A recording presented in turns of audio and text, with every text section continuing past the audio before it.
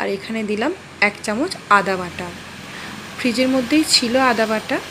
আর এটা হলো ধনেপাতা বাটা, আমি স্টোর করে রেখেছিলাম, এর ভিডিওটা আছে, দেখে নেবেন। আর কাঁচা লঙ্কার কুচি দিয়েছি, আর দেব পেঁয়াজ কুচি।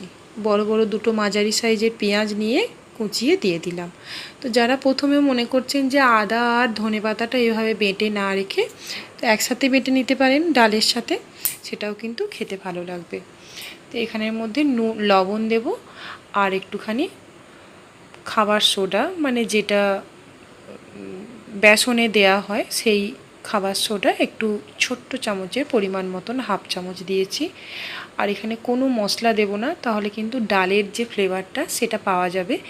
যে কোনো মশলার সাথে ডালের যে ফ্লেভার সেটা যদি দেয়া হয়, মশলার ফ্লেভারগুলোই আসবে, ডালের গন্ধটা পাওয়া যাবে না। অ্যাকচুয়ালি গন্ধ না, সুগন্ধ। তো